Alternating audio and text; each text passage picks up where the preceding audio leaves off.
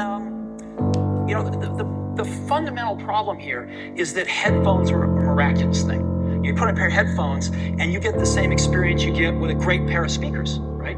There's no such thing as headphones for video, right? There's not something I carry with me that I can put on and it gives me the same experience I get when I'm watching my, 50-inch plasma display at home. And, until somebody invents that, you're going to have these opposing constraints. Headphones for the eyes. Jobs said that nearly 20 years ago before the announcement of Apple Vision Pro, proving that Steve had visionary insight into technology being announced long into the future. And that's how I've been thinking about Apple Vision Pro. They are, in a lot of ways, headphones for the eyes. But they're also much more than that. They are the future of computing. They are a product that can not only replace your Mac, but also your iPhone, and potentially every Apple product you own. And I realized that when I heard Tim Cook being interviewed for Good Morning America about what Apple Vision Pro can do. The magnitude of what it does, and it'll do anything that your Mac or iPhone can do and more. I don't think we've seen a recent product announced by Apple before where the key highlighted feature was that it can do anything existing Apple devices can do and more. The Apple Watch was pitched as a device for apps on your wrist, for quick interactions, to get notifications, and above all else, a health device for measuring your heart rate and helping users live a more active lifestyle. Even with the introduction of the iPad, a device that many people thought would be a replacement for the Mac, Steve Jobs was careful to introduce that product as a third device that sat in between the Mac and the iPhone. Better than the laptop, better than the smartphone. A device that wasn't going to replace your phone or your Mac, but one that could handle some tasks better than both of those devices. Perhaps there is one product I can think of when it was announced that spelled the doom for an already successful Apple product. We're introducing 3 revolutionary products of this class. The first one is a widescreen iPod with touch controls.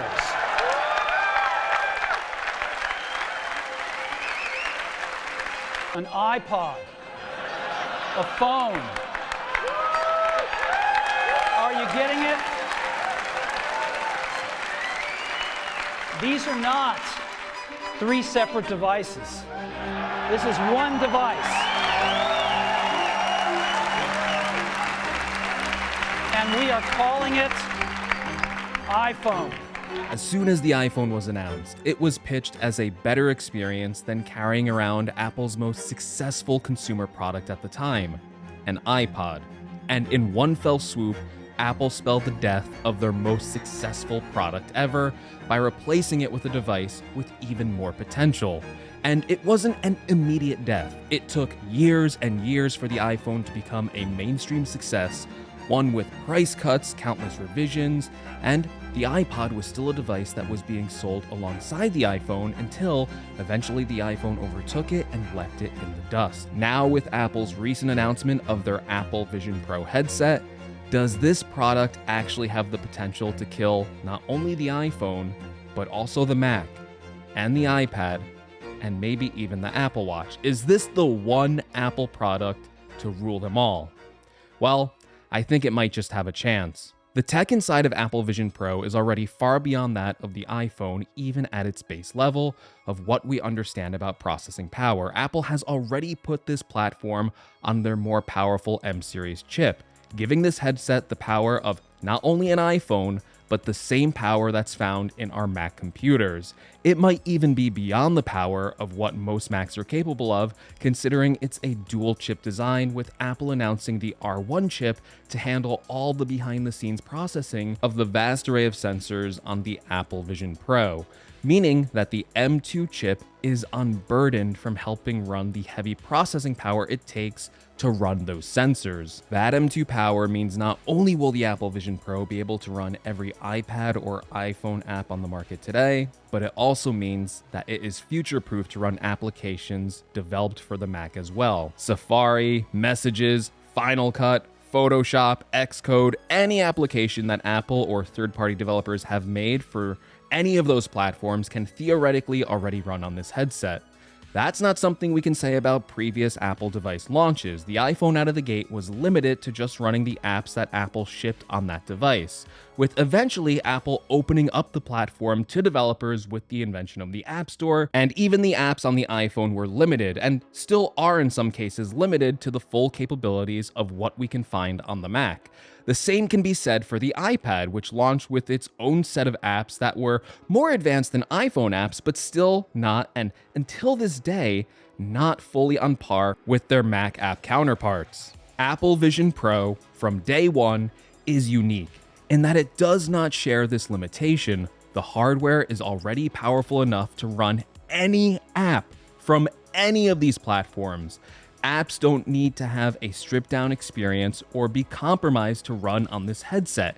And I think the clearest indication of that is the input method. Apple brilliantly showed off a new gesture-based user interface that in many ways is more advanced than a touch-based operating system like the iPhone. Using your eyes to move around the user interface, and then a pinch of your fingers to select actions. Then very natural gestures like double tapping, pinching to hold, pinching and dragging your hands, and then physically zooming with your hands and rotating an object with a one-to-one hand movement, just as you would if you were holding a real-life object in your hand.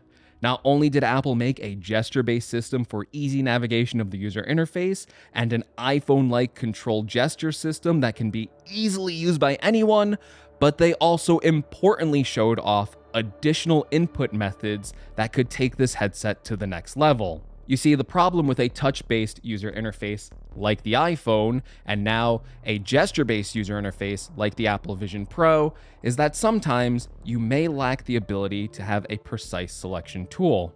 But Apple Vision Pro combines that gesture-based system of the iPhone navigation with the comfortable tools we already use with the mouse and keyboard input. This means from day one, you would have no problem controlling apps designed for a screen as small as the iPhone or for full-featured apps for the Mac. And all of this would be for naught if Apple did not have the display quality and the display tech to replicate the Retina displays we are so used to on our existing Apple products. Apple Vision Pro needed to be a high-resolution headset out of the gate with low enough latency that wearing this headset was near imperceptible enough to our normal human vision.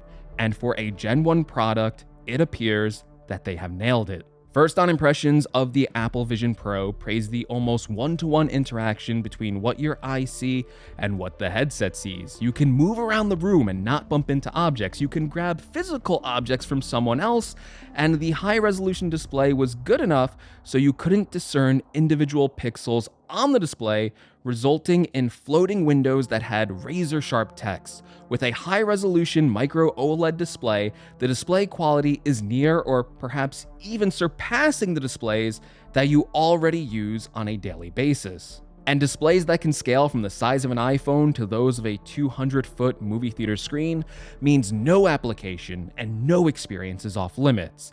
And the idea of hooking up something like a Mac to 3 external physical monitors will seem pointless in a world where you can have as many virtual monitors at any size, anywhere you want.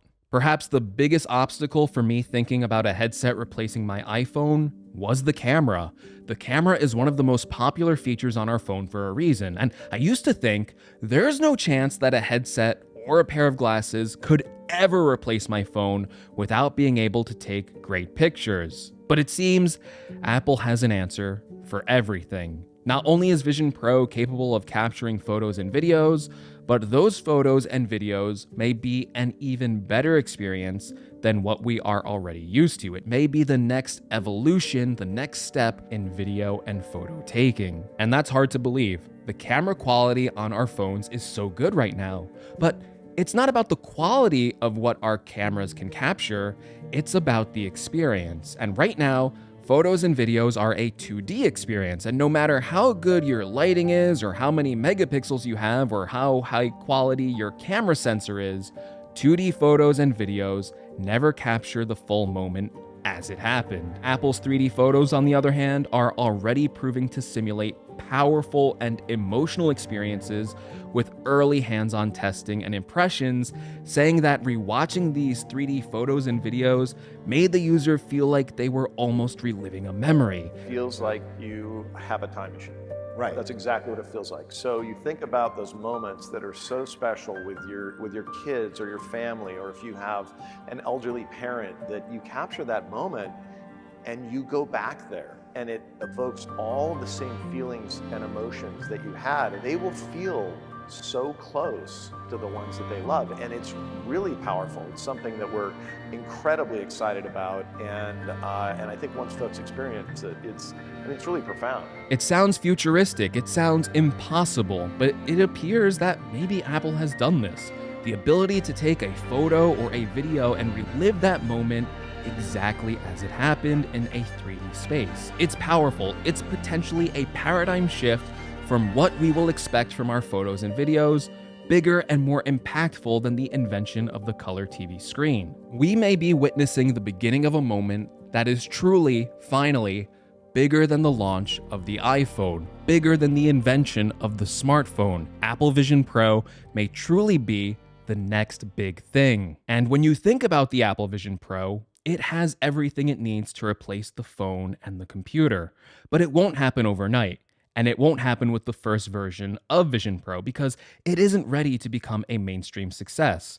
While the Vision Pro isn't limited in its processing power or app support, it's limited by sheer physics. The design is too clunky right now, too big to be a device that you carry around with you everywhere, and the battery life only has a rating of about 2 hours, so it doesn't stand a chance right now of being a reliable replacement for your phone. But like every other Apple platform and product, Apple Vision Pro will get refined year over year, not only with better processing power, but with better cameras and better sensors, and it will also come in a slimmer and lighter design and better battery life. It sounds like an impossibility right now, but it's possible the tech could get so advanced that eventually this technology could be shrunken down to a pair of thin, slim glasses that easily slip into your pocket. And when innovation leads to this point, when the compromises of the current design are fixed, the idea of carrying around separate devices like an iPhone and a Mac, when one device can replace it all, will seem as silly as carrying around